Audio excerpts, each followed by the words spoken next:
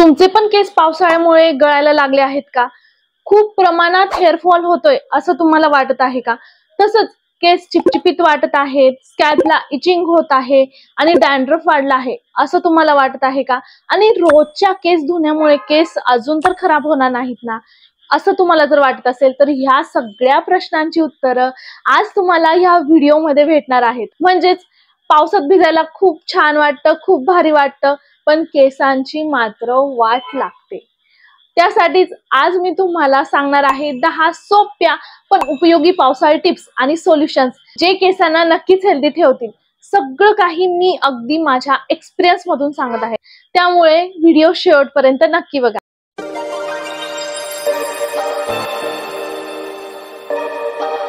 Number 1 जे की आहे आहारातून पोषण. आतून ताकद द्या. म्हणजेच काय आहे की जेव्हा पावसाळा सुरू होतो तेव्हा आपल्याला भजी, समोसे, वडापाव असं सगळं खाण्याची क्रेविंग होत असते. पण तुम्ही जे काही आहार घेतात, डेली इनटेक करतात, त्याचा थेट परिणाम त्या केसांवरती आणि स्किनवरती तुम्हाला दिसून येतं. तुम्हाला अंड, तूर, शेंगा ज्यात प्रोटीनचं प्रमाण जास्त असतं. तसंच ओमेगा 3 साठी तुम्ही अक्रोड, फ्लॅक्स सीड्स हे खाऊ शकतात. आणि बायोटिन सुद्धा खूप महत्वाचं आहे. त्यासाठी तुम्ही बदाम, केळी हे पुरेसं प्रमाणात खा. आणि व्हिटॅमिन साठी पालक, बेरी हे घेऊ शकता. हे सगळं तुमच्या केसांना आतून हेल्दी आणि स्ट्रॉंग ठेवायला खूप मदत करतं आणि ओल्या दमट वातावरणात सुद्धा टिकून राहण्यास मदत करतं. त्यानंतर आहे नंबर 2 जे की आहे केसांना शक्य होईल तेवढं लवकरात लवकर ड्राय करा. जितकं तुमच्या केसात ओलावा असेल तितकंच तुमच्या केसांच्या मुळा ह्या कमकुवत होत असतात आणि त्यामुळे तुम्हाला हेअर ब्रेकेज म्हणजेच केस तुटू शकतात.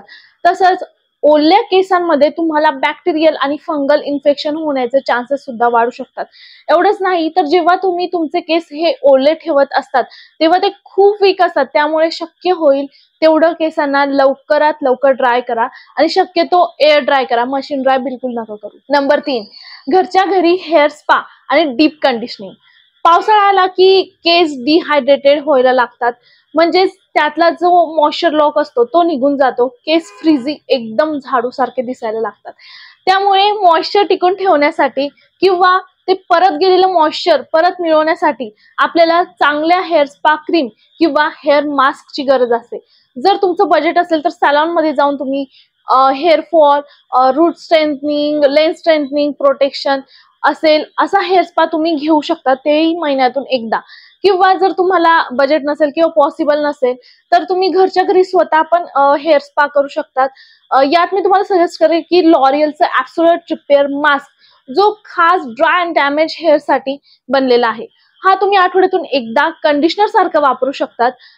शॅम्पू नंतर तुम्हाला काय करायचं आहे तर स्कॅल्पला सोडून केसांच्या ज्या लेंथ असते त्या लेंथला लावायचं. त्यानंतर त्याला हेअर स्पा कॅप जर असेल तुमच्याकडे तर ती वापरा किंवा तुम्ही टॉवेल यूज करू शकता. टॉवेल घ्या, त्याला गरम पाण्यात बुडवून तो केसांना गुंडाळल्यानंतर नॉर्मल पाण्याने केस धुवून टाका आणि मग बघा तुमच्या केसांमध्ये केवढी शाईन येते ते.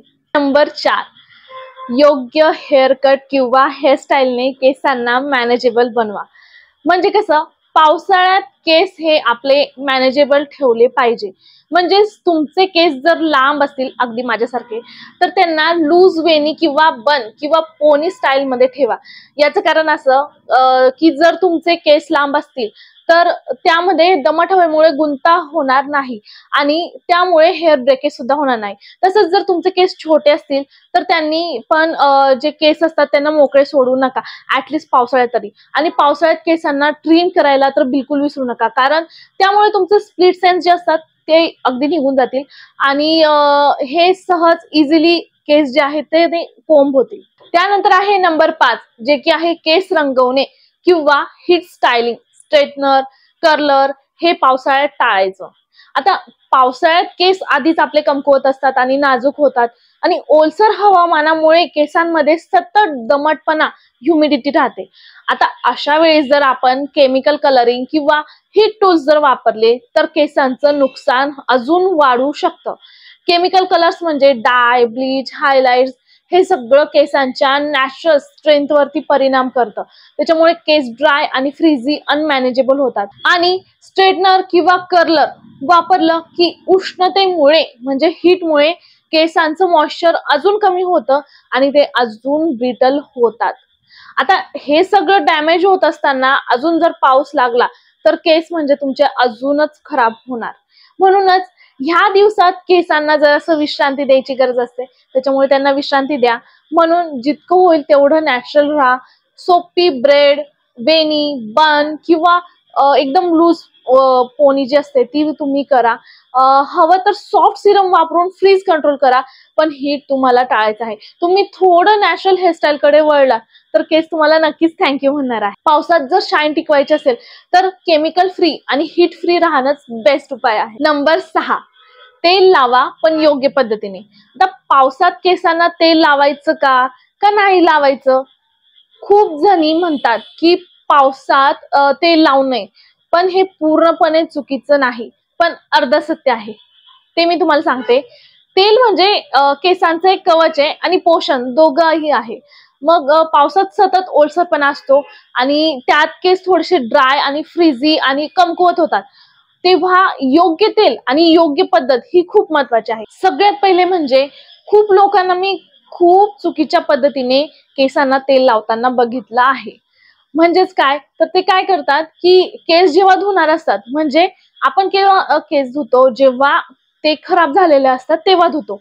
पण जेव्हा आपण अशा खराब झालेल्या केसांमध्ये जर तेल लावलं आणि समजा आपल्या केसांमध्ये कोंडा, धूळ, चिकटपणा हे सगळं काही असेल आणि त्या केसांना आपण तेलाने मसाज दिला तर काय होईल याचा कधी तुम्ही विचार केलाय का? जर अशा केसांमध्ये तुम्ही तेल लावलं आणि मसाज केला तर त्या मसाजमुळे या केसांमध्ये तुमचं जे तेल असेल तर ते तुम्ही आतमध्ये ढकलताय, म्हणजे डर्ट, डॅन्ड्रफ सोबत तुम्ही ते आतमध्ये ढकलताय, स्कॅल्प मध्ये पुश करत आहात, म्हणजे तुम्ही इन्फेक्शनला आमंत्रण देत आहात. आता मी सांगते तेल लावायची योग्य पद्धत काय आहे. तुम्हाला जर तेल किंवा काहीही प्रोडक्ट्स तुमच्या केसांमध्ये लावायचे असतील तर सगळ्यात पहिले तुमची स्कॅल्प ही क्लीन पाहिजे. वाटलं तर तुम्ही आदल्या दिवशी हेअर वॉश करा आणि मग त्याच दिवशी तुम्ही ऑइलिंग किंवा हेअर ग्रोथ सिरम्स वगैरे हे लावू शकता. हे केल्याने तुम्हाला त्या प्रोडक्टचा रिझल्ट आणि बेनिफिट दोघंही योग्य दिसून येतील. भृंगादी, कोकोनट किंवा आमंड ऑइल हे तेल थोडेसे गरम करून स्कॅल्पवर हलकं मसाज करा. हे तेल काय करतं तर केसांच्या मुळांपर्यंत पोहोचतं आणि रूट्सला स्ट्रॉंग करतात. तसंच स्कॅल्प इन्फेक्शन पण कमी करायचं काम हे करतं, कारण ह्युमिड हवेत बॅक्टेरिया पटकन वाढतात. रात्री झोपण्याच्या आधी तुम्हाला तेल लावायचं आहे आणि सकाळी माइल्ड शॅम्पूने ते वॉश करायचं आहे. महत्वाची टिप म्हणजे तेल लावल्यावर लगेच पावसात भिजायला जाऊ नका किंवा बाहेर फिरायला जाऊ नका. तेलाने केस प्रोटेक्ट होतात, पण कसं असतं ओलसर हवेमुळे ना किंवा बाहेर तुम्ही जातात तर बाहेरच्या पोल्युशनमुळे तेच केस चिकट होऊ शकतात आणि परत इन्फेक्शन आणि ते सगळं येतं. आठवड्यातून एक वेळेस तुम्हाला तेल लावायचं आहे. त्याच्यामुळे काय होणार आहे तर तुमचे केस पण चमकतील आणि मजबूत होतील आणि हेअर फॉल सुद्धा कमी होणार आहे. त्यानंतर आहे नंबर 7, जे की आहे पावसाचं पाणी लगेच केसातून धुवून टाका. का हे इतकं महत्वाचं आहे आणि काय कारण आहे यामागे? तर आपल्याला बहुतेक वेळा वाटतं की पावसाचं पाणी म्हणजे नॅचरल आहे, म्हणजे ते एकदम स्वच्छच असेल बरं का. पण खरं तुम्हाला सांगू का, असं अजिबात नाहीये. आजचं पावसाचं पाणी म्हणजे ऍसिडिक आणि प्रदूषित पाणी असतं. कारखान्यांचं धूळ, धुळीचे प्रदूषण, वाहनांचे धुराचे कण हे सगळं आकाशात जातं आणि पावसात त्या सगळ्यांचं पर्टिक्युलेट कणांसोबत खाली येत असतं. आता हे पाणी जर आपल्या केसांवर आणि स्कॅल्पवर जर राहिलं तर काय होतं, तर सगळ्यात पहिले म्हणजे स्कॅल्पचं नॅचरल पीएच असतं ते बिघडतं. आपल्या स्कॅल्पचं एक नॅचरल म्हणजे ऍसिड बेस बॅलन्स असतं जे पावसाचं पाणी बिघडवतं. आणि दुसरं कारण म्हणजे आपल्याला इचिंग होते, डॅन्ड्रफ वाढतो आणि केस गळायला सुरुवात होते. मग याच्यावर उपाय काय, तर सगळ्यात पहिले पावसात केस भिजले तरी घरी आल्यावर आपल्याला लगेच स्वच्छ करायचे आहे. गार किंवा कोमट पाण्याने आपल्याला ते धुवायचे आहे. तुम्ही शॅम्पू वापरला नाही तरी चालेल, पण ऍसिडिक पाणी डोक्यात ठेवू नका. जर वेळ नसेल केस धुवायला किंवा काही कारणाने केस धुतले जात नसतील तर तात्पुरता उपाय म्हणजे सॉफ्ट मायक्रोफायबरचं टॉवेल असेल तो घ्या. तर जनरली यूज होणारे जे टॉवेल असतात तर केसांना घासून ते डॅमेज करतात, पण मायक्रोफायबर टॉवेल केसांना फ्रिक्शन कमी करतात आणि त्यामुळे हेअर ब्रेकेज आणि हेअर फॉल सुद्धा आपल्याला टाळता येऊ शकतो. त्यामुळे लक्षात ठेवा, पावसाचं पाणी नॅचरल वाटतं पण ते केसांसाठी नुकसानदायक ठरू शकतं. त्यामुळे फक्त एक छोटी सवय, भिजल्यावर लगेच केस धुवा किंवा कोरडं करणं, ह्यामुळे आपण केस वाचवू शकतो. नंबर 8 जे की आहे, कंगवा शहाणपणाने वापरा, नाहीतर केस म्हणतील गुड बाय. आता कंगवा शहाणपणाने म्हणजे पावसात केस आधीच ओले आणि गुंतलेले आणि कमकुवत असतात. आता अशा केसांना जर आपण जोर जोरात विंचरलं तर ते नक्कीच तुटणार आहे. पावसात केस विंचरण्याची योग्य पद्धत काय आहे ते तुम्हाला मी सांगते.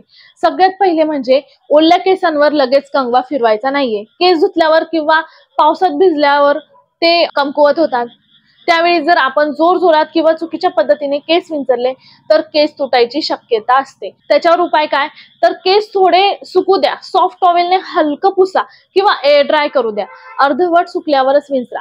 आणि दुसरं म्हणजे एकदम वाईट टूथेड कॉम्ब घ्या. म्हणजे तुम्हाला ज्या कंगव्याचे दात असतात ते मोठे असतात असं तुम्हाला कंगवा घ्यायचा आहे आणि त्या कंगव्याने तुम्हाला केस विंचरायचे आहे. पावसात केस गुंतात आणि फ्रीजी होतात, त्यामुळे साधा कंगवा वापरला तर ती ओढतात आणि केस तुटतात. त्याऐवजी जाड दातांचा व्हाईट टूथ असलेला कंगवा वापरा, जी केस हळूच सुटवते, म्हणजे हळूच विंचरले जातात. यामुळे केस कमी तुटतात, स्कॅल्पलाही धक्का बसत नाही आणि फ्रीज सुद्धा कमी व्हायला मदत होते. आणि तिसरं म्हणजे खालीपासून वर कंघी करा. अनेक जणी चुकीच्या पद्धतीने डोक्यांपासून सुरुवात करतात, पण त्यामुळे गुंतलेले केस ओढले जातात आणि तुटतात. त्याऐवजी केसांच्या टोकांपासून तुम्हाला सुरुवात करायची आहे. हळूहळू वर जायचं आहे. म्हणजेच तुम्हाला केस विंचरताना कसे विंचरायचे आहेत, तर खालीपासून वर कंघी करायची आहे. म्हणजेच अगोदर तुम्हाला असे केस घ्यायचे आहेत, खालच्या साईडला तुम्हाला केस विंचरायचे आहेत. खालच्या साईडने विंचरले की मग हळूहळू हळूहळू वर येत जायचंय.